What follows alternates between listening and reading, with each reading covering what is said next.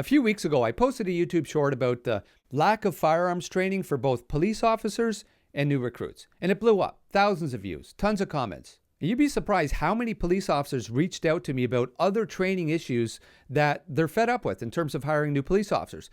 Firearms training, police vehicle operations. And I'm going to share their stories with you. Are we setting officers up to fail? Whether you're in law enforcement or you want to be, or you're just interested in police training, stick around. What I'm going to share might surprise you.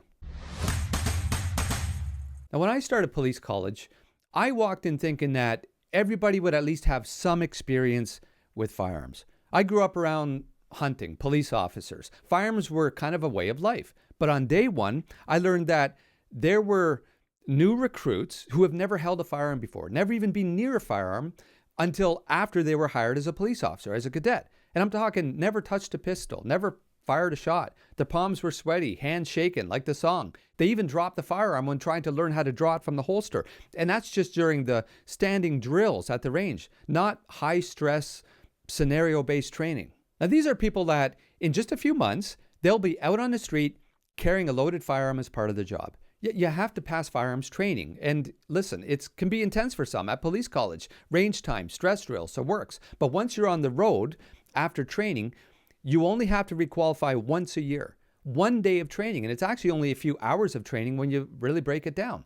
Just to prove that you're competent with a tool that could decide the life or death of somebody else or yourself in a split second.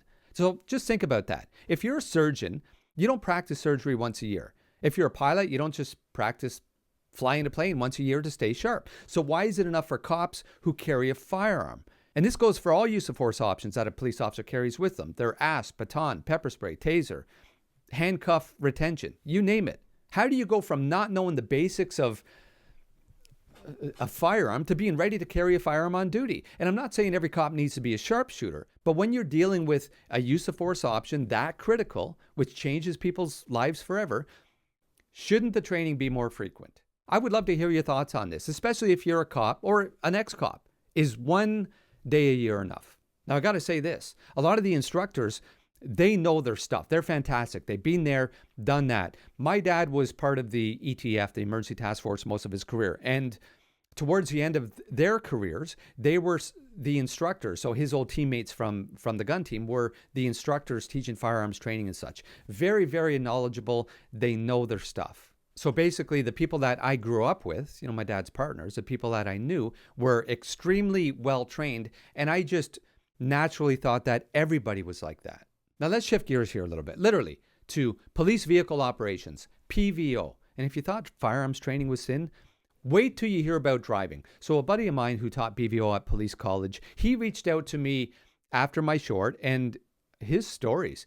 He was saying that some recruits show up with barely any driving experience at all. Other people, they've never owned a car because they've spent their entire lives taking transit. And yet we expect these folks to drive a police cruiser at high speeds in live traffic under stress while maybe looking at a computer screen for details.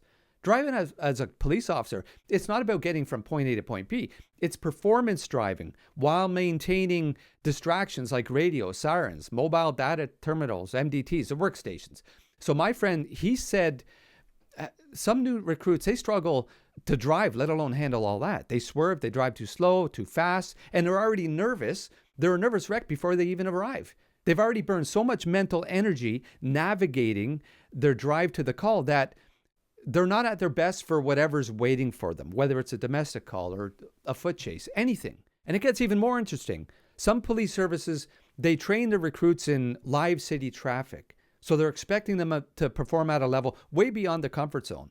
There's one recruit with one police service in particular who was acing the academic side. So they knew all about driving theory, hydroplaning, you name it. But they froze up on the track. And it turns out that they were in a serious car accident before police college, and the training was triggering flashbacks. Some services even, they've used PVO as a way to read out the recruits. So if you're not a confident driver, you're good luck. You're set up to fail before you even start. When you're anxious, when you're distracted by the MDT, and you're trying to find an address in a city you don't know, you're not just a bad driver, you're a liability. So this buddy of mine, he said that it was only sheer luck that more accidents haven't happened.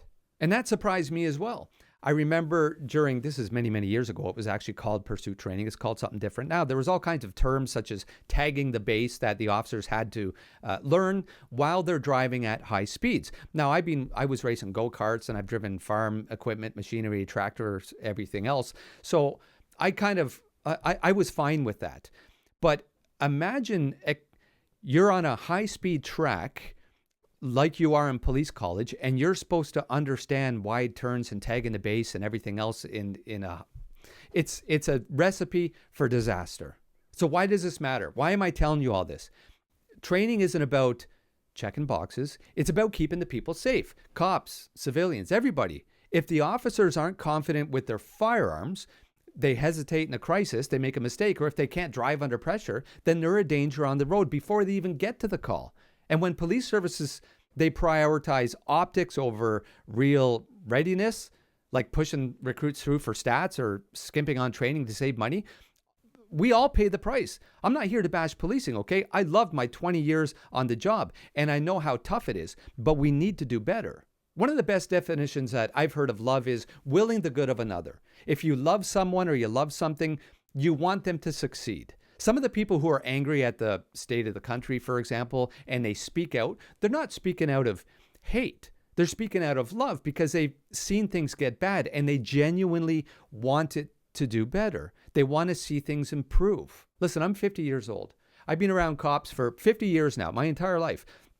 Besides my dad being a cop, my parents had 5 boys, 4 of us became police officers. I understand police culture through and through. And I've seen the changes firsthand. I've made video about this in the past where even the chiefs of police are frustrated with the recruits these days because of the sense of entitlement that some of them have. Not everybody. And you hear about it in the workplace. That sense of entitlement that exists in all workplaces, it's also transferred through to police services naturally. So more frequent firearms training, maybe quarterly range time with stress drills, better driving programs that start with the basics and build up to high pressure scenarios. And most importantly, we need to stop treating training as a hurdle to clear and start treating it as a foundation for keeping communities safe. It's going to cost more and the police budget will increase, but so what? I'm not saying to write a blank check here. There's got to be accountability, but I think the public and the police deserve that.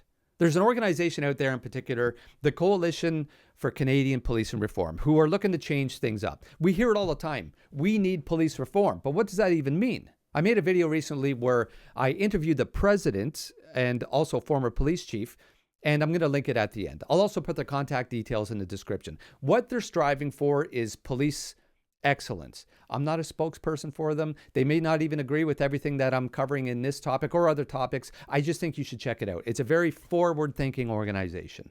And listen, this is my take, but I want to hear yours. If you're a current or former cop, what's your experience with firearms, use of force, or driving training in general? If you're a civilian, does this surprise you? What do you think needs a change? Drop your thoughts in the comments. I do my best to read every single one of them, and I respond when it's appropriate to do so.